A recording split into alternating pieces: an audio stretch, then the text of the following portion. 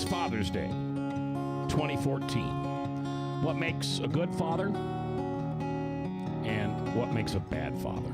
Today live on Restoring Hope. Restoring hope, open my heart to sing, taking the darkness inside, revealing your light, restoring hope, open my eyes to see the world through different eyes, revealing your light, restoring hope. It is Father's Day. It is 2014. And I am J. Michael McCoy, and I am so thankful that you are listening today. I don't know what reason you are listening. Maybe you're live either on XM Sirius or American Family Radio Network, or maybe you're listening to this on a podcast, and we thank you for doing that. Today's show is going to be very vulnerable and very transparent, as most of Restoring Hope Live shows are. We talk about subjects that are uncomfortable to some ears. Now, there will be no reason why anyone of a younger age could not listen today. We will not be discussing anything that is age sensitive. So if you have young ones in the car or listening, that's okay. But if you have someone who is not a very good parent, specifically a father, you might want to make sure they don't have anything they can throw at the radio. Because we're going to talk today not only about what makes good parents and good fathers, but our failures as a father, which I understand.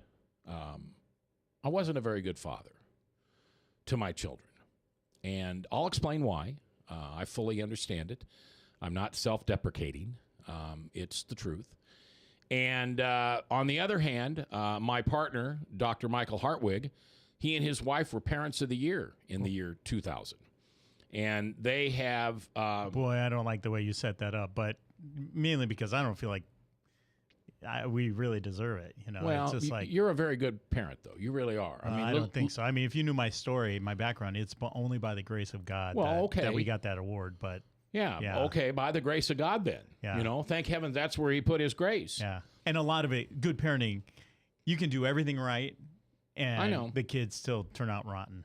I know. And you can do everything wrong, and the kids turn out great. I know. I've seen them both. I've seen both stories. But, you know, you and Leanne, your wife of 29? Oh, no.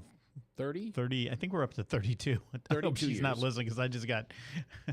All I know is that some big anniversary is coming up because she's already put her request in for a big diamond. So really? It's like, yeah, she usually gives me 4 or 5 years to save up for it. What would be a big anniversary? Like 35. I know 35 is coming. That's not a big one. 25 and 50. Well, then you tell her she's got to wait to 50 to get a big diamond.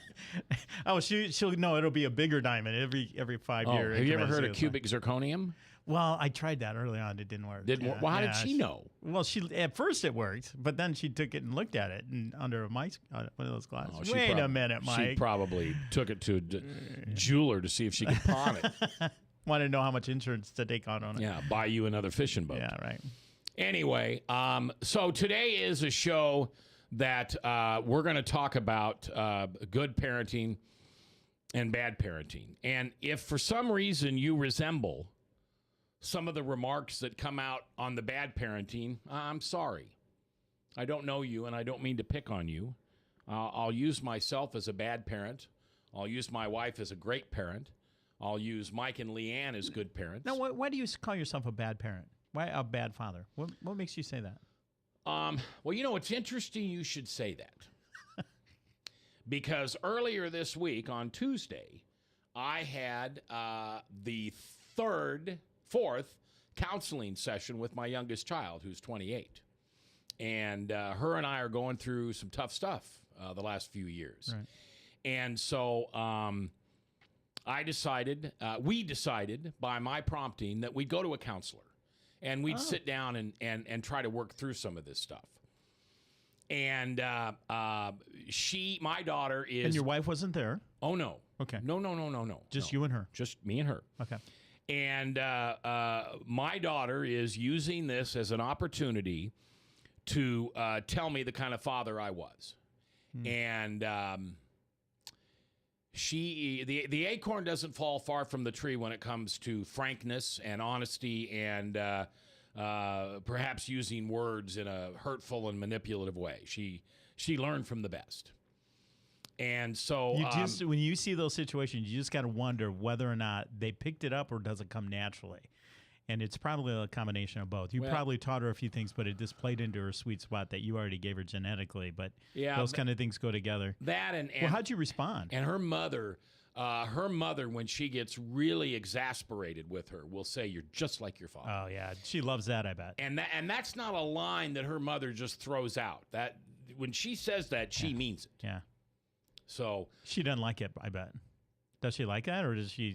No. Yeah, I'm glad like that. Yeah. That's a good question. I don't know if she likes that or not.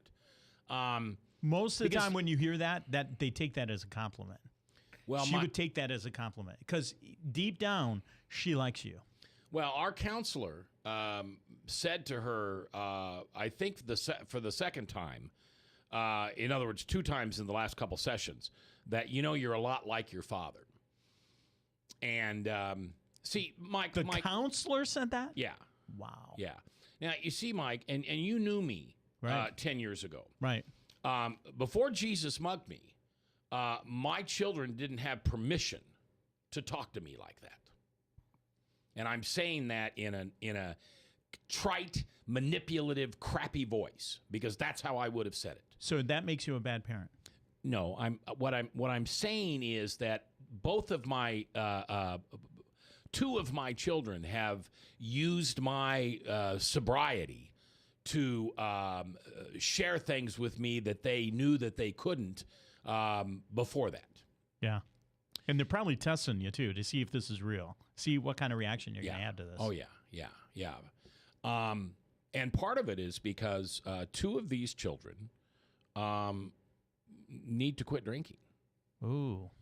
And so what we learn in a 12-step program, and this is very important, if you're listening, this is very important to understand.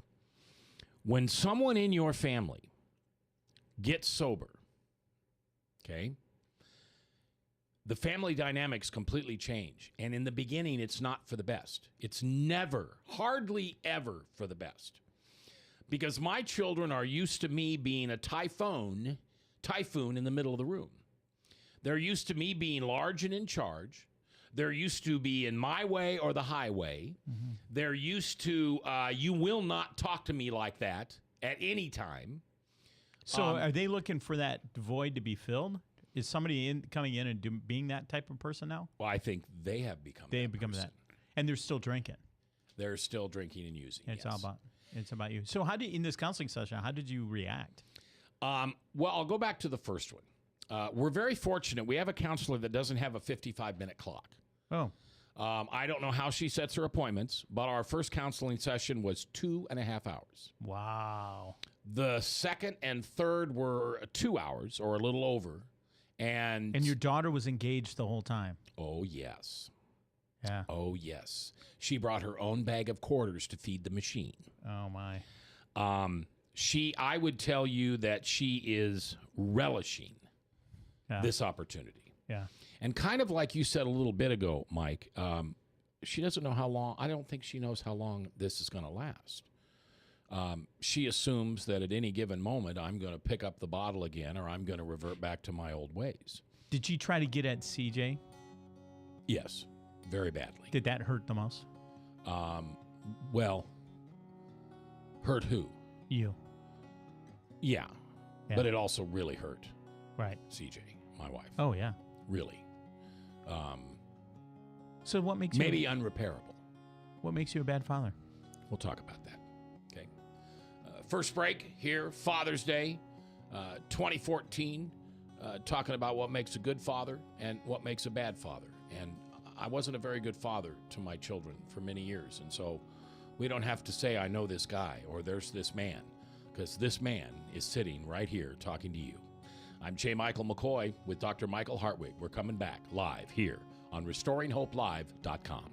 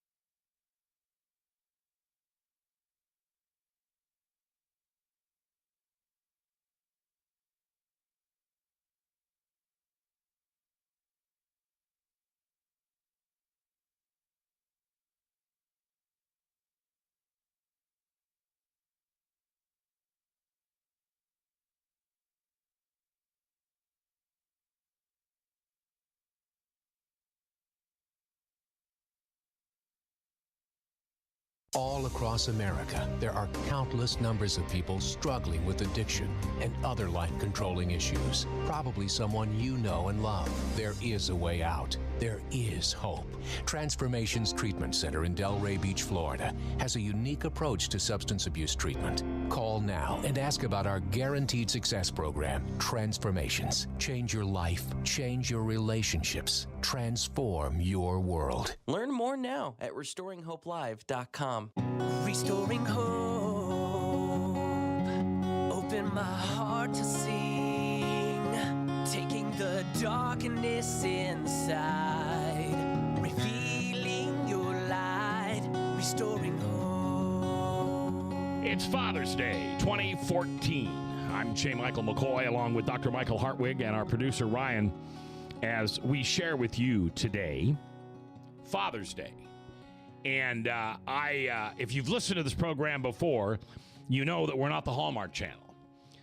We take holidays and things like this, and we show you the ugly side. We show you the bad side. Why do we do that? Well, first of all, I think that's what God wants us to do. I don't think happily, joyful, cheerful, all the way positive, not looking at the negative, bearing the truth and turning our faces into ostriches and burying them in the sand is what God wants us to do. I think God wants us to be genuine.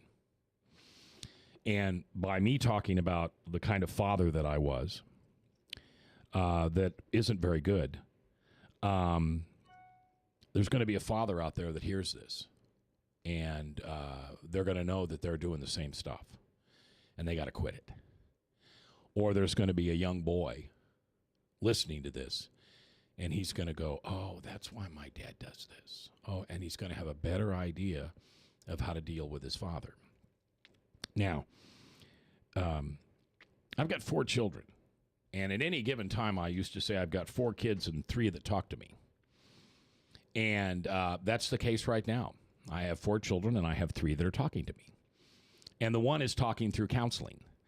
And it is very, very, very uncomfortable because she has permission to say what she wants. And as you and I were just talking a minute ago, it doesn't even have to be reality. So it can be perception on her part. Right. Is she blaming you for everything? Everything is too big a word. Yeah. Blaming me for a lot. Yeah. And what's interesting is some of the stuff, for instance, I shared with my wife, who's not her mother. I shared with my wife and our daughter one of the perceptions that she had and that my daughter had, my other daughter had. And they both said, well, that's not right. I mean, that's not right. It was one of those verifiable. Right, right. And as the counselor has told us, it doesn't matter. This is her perception, and if her perception is not reality, she's not going to change her mind on that. Well, that's a little bit hard. I mean, she's not going to change her mind. I think the approach that I would probably take with it, well, first of all, let me set the stage here. Whenever you have kids and you have a spouse, especially step-parents, those kind of things, one of the things that you got to be constantly aware of is the spirit of competition. Because remember, this daughter of yours, she feels like you're very, very close. I mean, there was an underlying tone. Even in dysfunctional families, there's an attitude where mom and dad feel very close together. And you see this all the time, even in dysfunctional families, where a child is beat up by their parents. The kid will still defend their parents. The parents can do no wrong because it's a part of them. Yeah. I mean, it's something inbred with us. You interject somebody new, a step person, like in this case, it's your wife, your present wife now. There's my last wife. Your last wife. I didn't come out quite right. But in step parents, it's really an issue. That's where the highest levels of divorce. And you talk to any step parent, they're with kids and blended families. It's a natural hotbed of competition and things like that because there's constantly trying to play after. Here's what my guess is: if I was sitting there with counseling you two, one of the things I'm going to be constantly aware of is your daughter feels that you've chosen your wife over her, and I have. And you should. Yeah.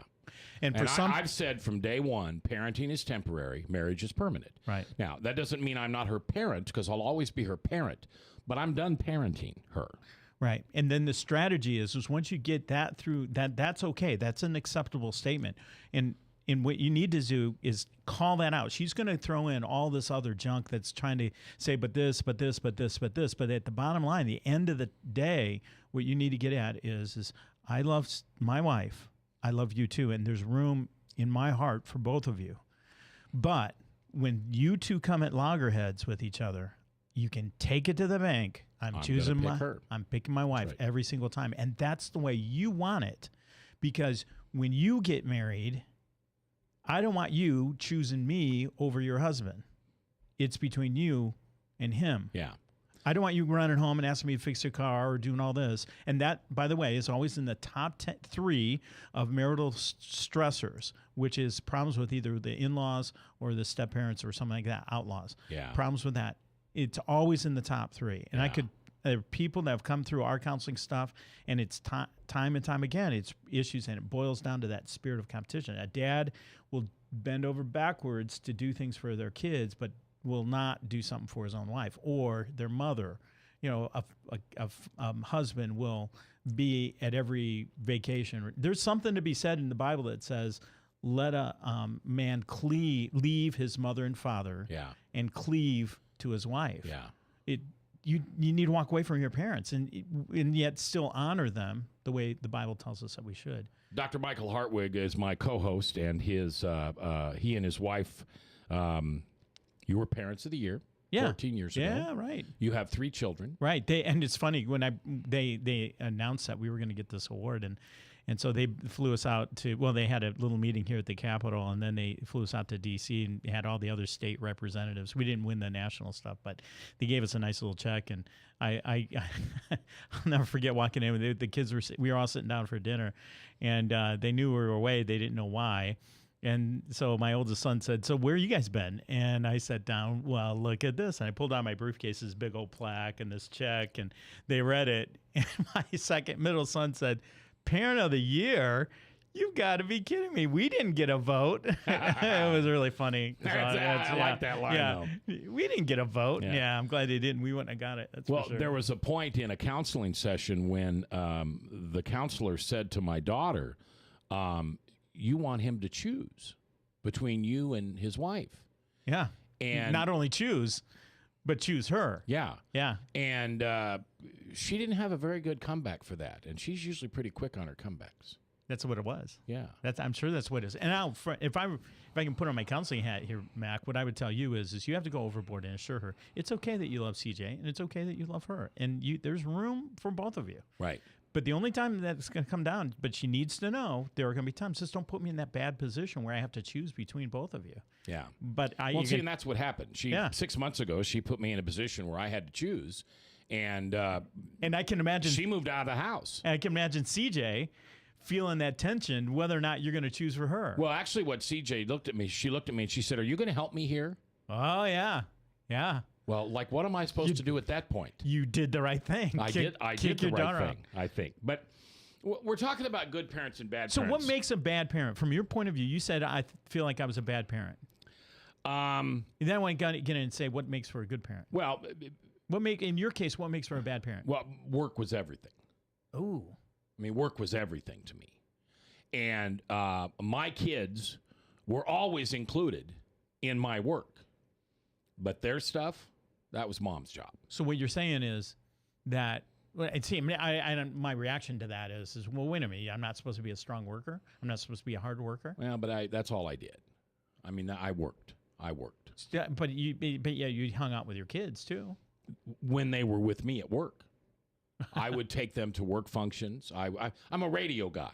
And right. So when we, at the time, through half of our lives, half of my kids' lives, I owned a country music station. And so these kids met Garth Brooks. Mm-hmm. They met Winona. They met Randy Travis. They met everybody. And they probably didn't care. Well, I'm finding out maybe they didn't. Yeah. And I thought it was pretty cool. Right. And I think they thought it was pretty cool at the time, too. But in the big scheme of things, what were they missing? Well, if you could go back and redo it, what would you have done? Well, I look at my son-in-law. Okay. Who just turned 40 yesterday. Okay. And this man has found this great balance between doing the things that he loves and doing things with the kids. I don't know how my daughter, my oldest daughter, and her husband are raising 3 children, 15, 13, and almost 10. Right. My hands get sweaty just thinking about doing that again. Yeah. It's like, I don't like that. And Steve is just remarkable, and he's able to do things with the kids and find things that are fun for the kids. I never did that, Mike. If you wanted to have fun, you come to the radio station with me, or you come to the live broadcast, or you. Let me try this on. See if this is fair. In other words, your job was more important than your kids. Well, is that fair? You would probably never admit it. Yeah, but you never say it that way. But the way it fleshed it out. Yeah. Your actions demonstrated that to you work was more important than your kids. Yeah, and let me just admit it. It was. Yeah. I hate saying that. I hate hearing myself say that, and I hate saying it on national radio. But the truth of the matter was, my work was the most important thing to me. Yeah, and here I can hear people who are guys who need to hear this message, listen to this what we're talking about here, and they're saying, yeah, but I go out and I go to all the kids' programs, I go to the baseball games, and I even bring them to work, and yet they're still, the kids know your job is more important than they are, and they know. But see, here's the sad part, and we're coming up on a break, and we'll talk about this when we get back, but I didn't go to their games. Yeah. I didn't go to their stuff, you know. I went sometimes. At one point in a counseling session, my daughter said, I can remember you coming to one of my volleyball games, and you left in the middle because you got a phone call. And that's probably absolutely the sorry true. thing is the biggest legacy you're going to leave is with your kids. Yeah, well, my legacy is not going to be so good. Not with your kids, but you got some time left. What makes a good dad and what makes a not so good dad? You got 2 of them right here.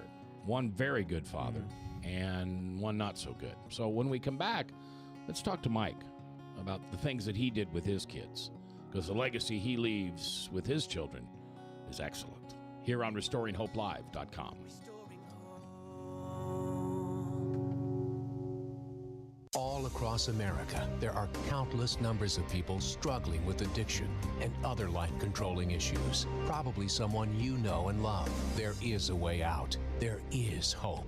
Transformations Treatment Center in Delray Beach, Florida, has a unique approach to substance abuse treatment. Call now and ask about our guaranteed success program, Transformations. Change your life, change your relationships, transform your world. Learn more now at RestoringHopeLive.com. Here's Dan Celia with today's Stewardship Moment. One time a woman said to me that people were asking her why she was saving her money.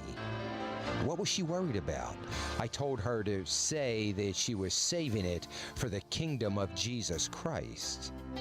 In Acts 1:8, one of the last things that Jesus ever said to his apostles was, "You will be my witness in Jerusalem and all of Judea and Samaria and to the ends of the earth." God sometimes tells us what we will be doing, even with our financial resources. But sometimes we just need to wait. God will do a great work with what He has blessed us with. You've just heard a Stewardship Moment with Dan Celia of Financial Issues Ministry, helping you plan, give, and invest wisely. For more information, log on to financialissues.org. That's financialissues.org.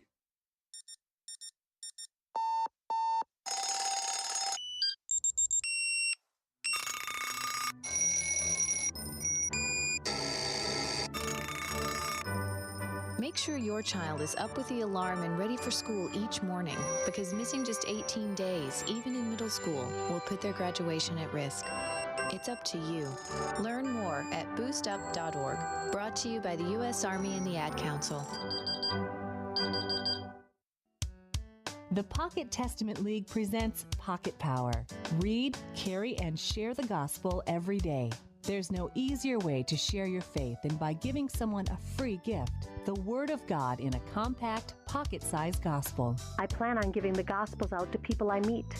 I'll put a few of them out in a truck stop, and they're handy to carry. I can give them to people I come in contact with every day. This is Mike Brickley, president of the Pocket Testament League. League members have found that any place is a good place to share a pocket gospel with someone they meet. Join us, and you'll always be ready. Is there anything more important? I have never used these gospels before, but I plan to give them out wherever and whenever I can. At restaurants, when I meet new people, even with family members. Thank you for your service. What are you waiting for? Read, carry, and share the gospel every day. For more information, call 1-800-636-8785 or visit pocketpower.org. That's pocketpower.org. Today, millions are struggling with alcohol or drug addiction. If you or people you know struggle with a chemical dependency where a substance owns you, and you have other struggles such as depression, anxiety, or trauma that can often go along with it, get your freedom back and successfully transform your life from one controlled by addiction to a clean, sober, fulfilling life. Contact Transformations Treatment Center, where our caring professionals will help you find your freedom. Transformations Treatment Center offers both a 12-step and a Christian 12-step program, providing healing for the mind, body, and spirit. At Transformations Treatment Center, we understand the pain. Get your freedom back. Transform your world. Addiction specialists are ready to take your call. Call now, 877-989-5758. That's 877-989-5758. That's 877-989-5758. Restoring hope, open my heart to sing, taking the darkness inside, revealing your light, restoring hope. This is RestoringHopeLive.com. If you're on the American Family Radio Network or XM Sirius subscriber, you're listening to us live. If you're not, then you're probably listening to us on a podcast. And we thank you for listening. This is an unusual program. This is a very vulnerable program. This is a very transparent program. Dr. Michael Hartwig, who is also a Baptist pastor, and myself, when we put this show together a year and a half ago, we wanted to talk about people's hurts, habits, and hang-ups. We are not the Hallmark Channel. We are not here to praise the good works of any individual or any task. We're here to talk about the tough stuff that you deal with in life. Maybe it's sexual identity. Maybe it's sexual integrity. Maybe it's alcoholism or drug abuse. Maybe it's body issues, food disorders, eating disorders, gambling, divorce, anger, homosexuality. It's the stuff that fills our pews in church. And if you don't think so, please, denial is not just a river in Egypt. Okay? When you're sitting in church, you can look to your right and you can look to your left. You can't swing a cat without hitting an alcoholic, a drug addict, someone who is addicted to pornography, someone who has body image issues, somebody who is angry all the time, alcoholic, drug abuse. I've said those before. I'll say them again. These people sit in church pews, not just on bar stools. So how often do you swing a cat in church? Every chance I get. So that's what we talk about here. And today we're talking about dads because it's Father's Day, and we wanted to talk about fathers. Now, we've talked a little bit about myself as a father, and I wasn't the best one. You, on the other hand, and you don't have to agree with me, but you were a very good father. I don't know about that, but your wife and you were Parents of the Year in 2000. Yeah. You have raised 3 children who are all very functioning adults. Very functionally, very great kids. Yeah. I'm very proud. And, but I look back on it, it's like a turtle on a fence post. It didn't get there by itself. I can't take credit for that. Well, but I will tell you, let me set it up this way. When I was, my dad walked away when I was little. I got adopted into a really dysfunctional family. My dad was an executive for AT&T, and he was gone all the time too. And just like you, Mac, I mean, you may say that I wasn't there for my kids. I don't think my dad was really there for us either. And my sisters, my stepsisters, have used that as an excuse for years to contribute to their dysfunction. So you may say that, well, I wasn't there, and you can beat yourself up on it, and that's probably to some degree healthy. But at the end of the day, God's going to hold them accountable for what they do. Yeah. And the fact that I didn't have parents there that were engaged in my life and really pointing me in the right direction in a big scheme of things, it was a happy day when I realized it was God was going to hold me accountable for my life. And that if I had crappy parents, if my mother gave me up for adoption, my dad gave me up for adoption, my dad walked away from me, I had two dads that walked away from me, I didn't have to be that type of dad. And so when I started to date and found my wonderful wife, Leanne almost didn't marry me because of my family. Really? Her mother pulled her aside when we were starting to date seriously, and she said, "You can't date that guy because he his family." And Leanne, fortunately, she said, "No, I think he's changed. I think he's different." And her mom said, "No, I don't know. Look at their family." And I love her mother. I mean, I think it's great, but she wisely said, "Listen, this could be a problem." Yeah. But I was so intent on not breaking that cycle of dysfunction that I just wanted to be with my kids. I want to do things with them. I want to play with them. I want to do everything I could with them.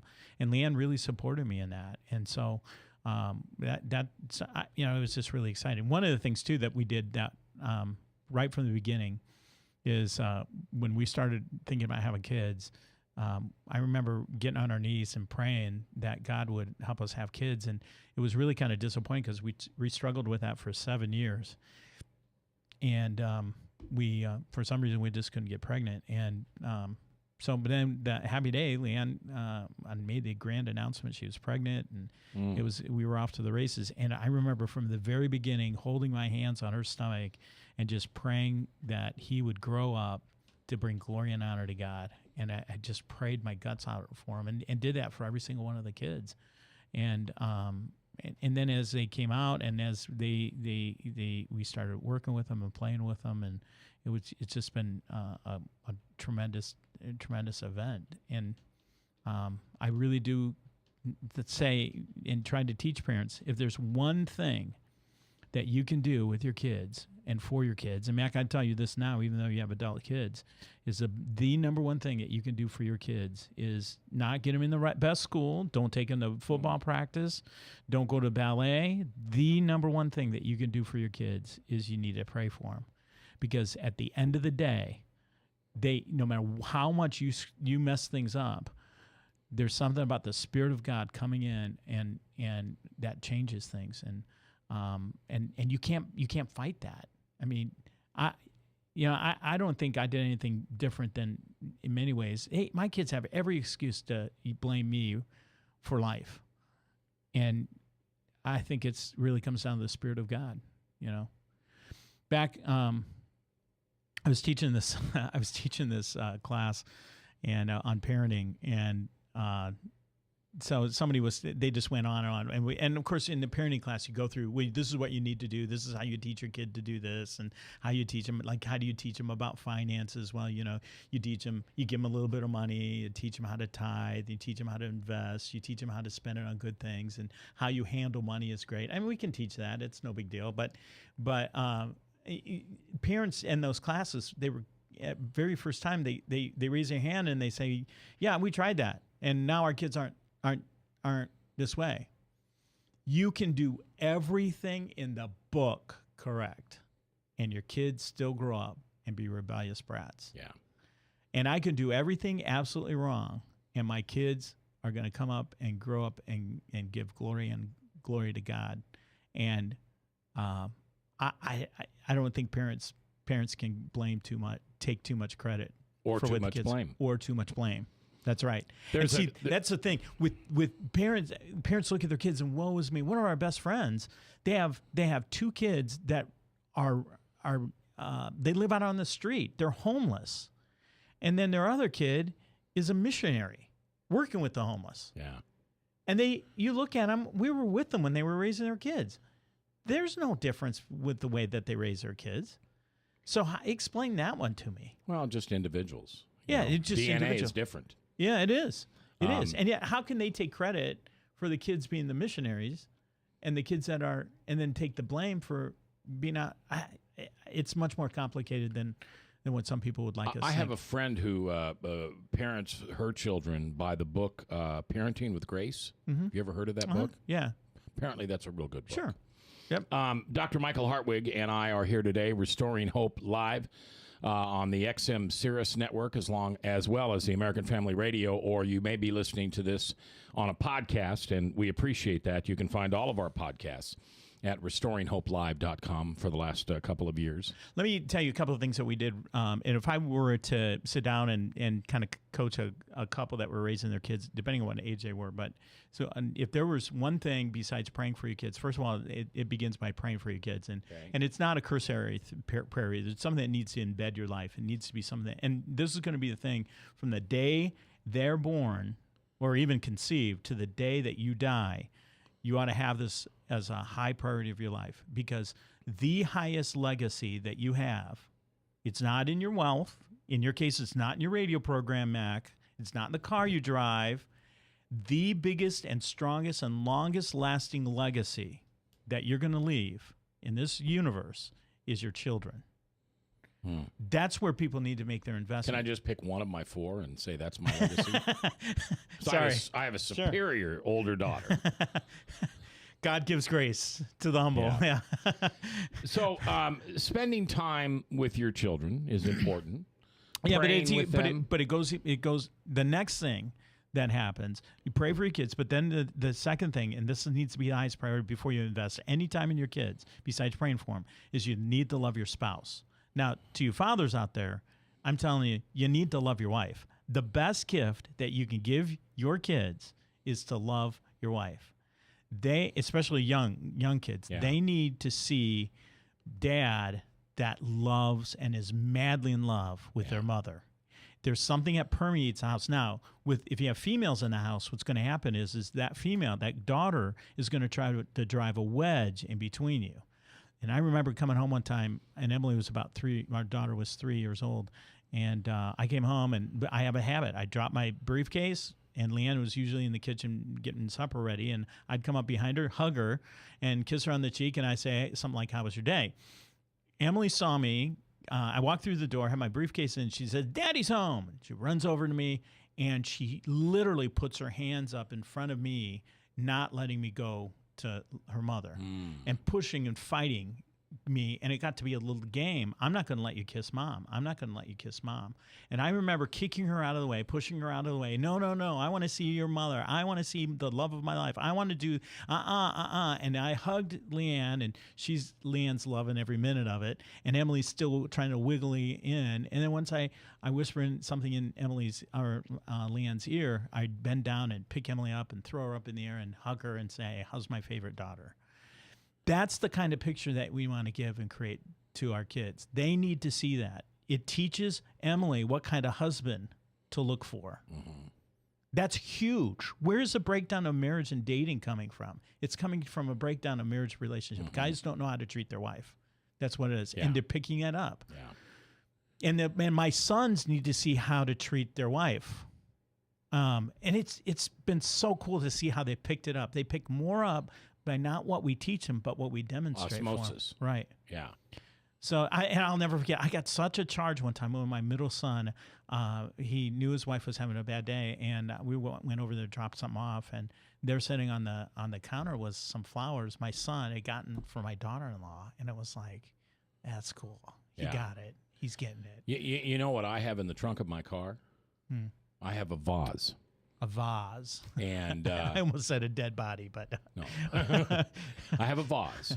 And I know where little flower shops are. Sure. And sometimes, this might not be true in your neighborhood, but sometimes if you go into a flower shop at 5, 5:15, 5:30, they'll have some flowers that, they want to sell, and they want to sell them now. So I always had a vase. I've got it in my trunk right now. And buy flowers for $10 for a big, and then take them home. And for 1 year, I made sure my wife had fresh flowers in the house every day. Yeah. Now, I didn't bring flowers in every day. In fact, I discovered a secret that carnations lasted up to like 3 weeks. But for an anniversary present 1 year, I said, "You're going to have fresh flowers for a whole year." And she liked that. She liked that. Yeah. The other thing we try to do in our family, too, is that, and I'm just kind of talking. There's no rhyme or reason to this. I get the big ones out there. But the other thing that we tried to do is really create a fun atmosphere at home. We tried to just make our home with our kids crazy fun. And the kids still talk about the stupid stuff we would do. And I remember, I'll tell you this one. We were, it's so good. He's yeah, laughing. I know. I'm laughing. I'm trying to figure out how to tell this. Okay, so it drove us nuts that the kids would wake us up and stuff like that. It just drove us nuts, especially when they were in that 5, 6, 7-year-old. And, they'd stay up and do all this kind of stuff. And so when somebody gave us this idea, what we did is we put them to bed, and we had a routine. And you need to have a routine with kids, little kids, 7, 8, 9, that age there. You need to have a routine. And our routine was about 8:30, 9 o'clock. We'd say, it's time to go to bed, and we would all head up to the room. Kids would get ready. They'd be in their bed, and then I would get in one of the kids' bed, and I'd read something to them. I'd read them a book, The Book of Virtues by Bill Bennett. I don't know if you've read, we worked through that. We read the Narnia series, all that. And sometimes those conversations would go for a half hour. Sometimes they go for an hour and a half. And we knew that the kids were just trying to keep us up, and just, they didn't want to go to sleep. But we were okay with that. And they still talk about that time, those times around the bed. And then we'd pray for them individually by name. What do you want to pray about? And they'd bring up prayer requests. It was a really special time. And about once a quarter, about 2 or 3 times a year maybe, what we would do is we'd put them all to bed, usually on a Friday night, and then just about the time when the whole house is starting to settle down, Leanne and I would go get our clothes and put on a pair of jeans and sweatshirt or something like that. We'd turn on every light in the house, and we'd say, pajama ride, pajama ride, pajama ride, everybody in the car, pajama ride, pajama ride. And we'd wake them up just when they were just about ready to fall asleep, wake them up, and they'd get groggy, and then they'd pile in the old minivan, and we'd drive around town, and then we'd stop and get some ice cream. Yeah. And then we'd send them back to bed, and it was a pajama ride. Well, fast forward now, they're all in college, and they're coming home for college. And so it's about 10:30, 11 o'clock. Leanne and I look at each other. I'm going to bed. So we head up. And about the time Leanne and I were just about ready to fall asleep, the kids bust in our room, pajama ride, pajama ride, pajama ride. And they're dragging us out of the bed and throwing us in their old cars and saying, come on, you guys got to get up. You did this to us. That's great. And those are memories that will last a lifetime for your kids. That's great. And it's building family memories. It's family stuff that you want to do. Dr. Michael Hartwig is the man talking. I'm J. Michael McCoy, and this is Restoring Hope Live. It's the 15th day of June in the Lord's year 2014, and it's Father's Day. And today we thought we would just share some of our memories as fathers, some good, some not so good. Why, you say, would we take a Father's Day and share memories that aren't so good? Because it's reality. It's real life. And if there's something we've said today that has made you think, has made you wonder, oh, that's what was going on with Dad, or that's what's going on with me, then God has used this radio program to maybe touch your heart in a way that you now think, it's time for me to do it better. Because if there's one thing I've learned, it's never too late. No. It's never too late. 4 years ago, I sat down with all of my children separately and what we call in a 12-step program, made amends. Mm-hmm. And amends are not ever to include the word sorry. They are to include the words, I was wrong. And if I can do anything to correct those things in the past, I'd like to. And most importantly, I'll make living amends, which means you'll never see that action or activity out of me again. And so that's been good. That's been good for our family. I made the comment one time to my wife that I didn't feel that our family was really any different after I quit drinking. And she said that to my son-in-law, and my son-in-law said, I'll tell him it's made a big difference. Yeah.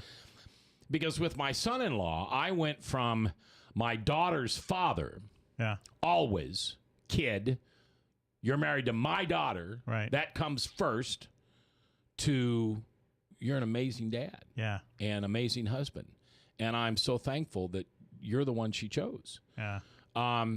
So that's been good. Yeah. For him. You know, one thing that we have to address too is that and I can imagine there's some people out here that are listening to this maybe that don't have a good father, and they're struggling with it, even the whole concept, and they don't know how to be a good father.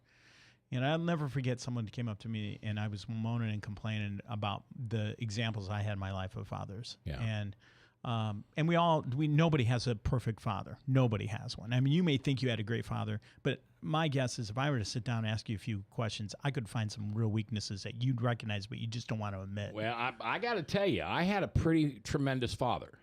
We'll not go down that path. Okay, I'm just telling you, I did. But there's only one Father. God.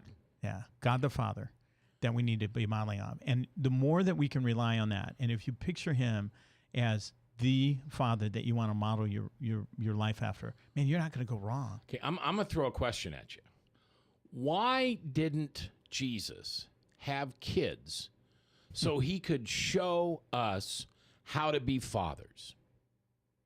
I just thought of that. I never thought about that before. Because Jesus taught how to be friends, neighbors, enemies, taught us how to forgive, taught us how to love, taught us how to pray, taught us how to forgive. But what there that you've mentioned doesn't encapsulate fatherhood. I don't disagree with you, but I just thought about that. He did demonstrate on how to be a father. Okay. And you mentioned him. But it's not the patriarch. I mean, he didn't lay out, Mother Mary is, all this and, demonstrate that. That's not the way I look at it. And I think those word pictures that we have of God the Father, what do we mean by God the Father? What do we mean by that is he's the father figure. He's the one that sets the pace and that. So you can't necessarily press it all the way. But I think that there's something to be said there. He's loving. He's caring. And he makes hard decisions on our behalf. If I were to get into the Hebrew and talk about what does it mean to be the patriarch or the father there, well, the key element there is to be responsible for the finances. I'm responsible for the making of the family, and that's certainly a high priority. But then also I'm responsible for the spiritual well-being of my kids.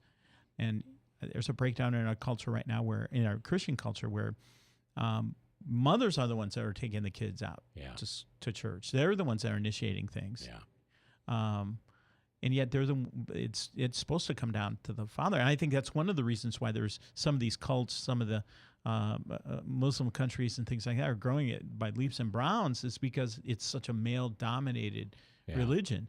And the reason why I think Christianity is in many ways struggling is because it's female-oriented. Yeah. It's the women that are up on the platform. It's the women that are not to say anything against women. They need to be involved too.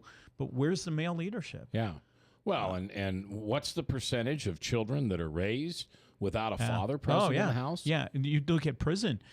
70 to 80% of the people that are incarcerated 78 do not. I just did a story on this. Do not have a father figure in their life. Yes, 78% of people in prison will tell you they did not have a father figure growing up.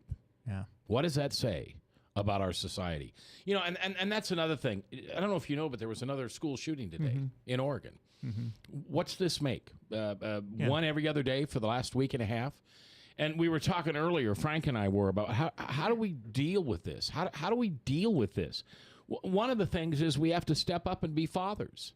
Yeah, in this, where this really comes to light, and we're dealing with a couple right now, or a lady that's dealing with this right now, is she's getting beat up by her husband.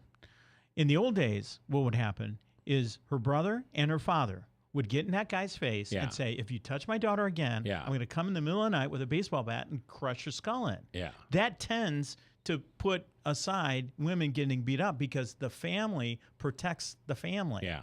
And now, because of the dysfunction of the family, and I'm not recommending that we do that, but that spirit is there that there's a natural thing that will prevent that from happening, and it's called the family structure. Family's not there. Dad's not there to protect their daughter.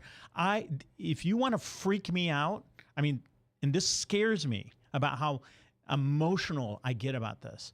If somebody comes in and messes with my wife or messes with my daughter, those are the two cases I think that I could pop a cork. Yeah. And I think that's by God's design. I do. My sons, they're going to be okay. They're going to fend for themselves. But you mess with my daughter, you mess with my wife, I don't know what I would do. Yeah. And that scares me. But I think that's godly. Well, without a doubt, we need to look to God the Father and God the Son and God the Holy Spirit for guidance as parents, guidance as grandparents. That's a role that we didn't talk about today. Oh, yeah. You know, my grandchildren mean the world to me, and I am trying to make up. Yeah. You know, with my grandkids. Yeah. Not doing the best, but better than I used to. So things can get better. This has been the Father's Day edition of Restoring Hope Live. We sure appreciate you taking the time. We always would like to hear from you. You can go to our website at restoringhopelive.com and click on Contact Us and send us an email.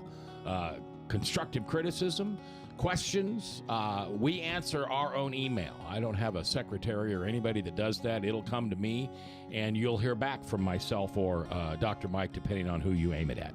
Thanks for producing today, Ryan. Doctor, thanks for taking your Father's Day and being with us. And I'm J. Michael McCoy, and if I haven't told you lately, thanks for listening. I do love this job, and I couldn't do it without you. And to my children, I love you, and I'm coming home on Father's Day. And to you at home, do me one favor, would you, today? Think of somebody that you just can't stand, somebody that you just can't even hardly think about without getting angry. Pray for them today, would you? And begin the healing process of forgiveness.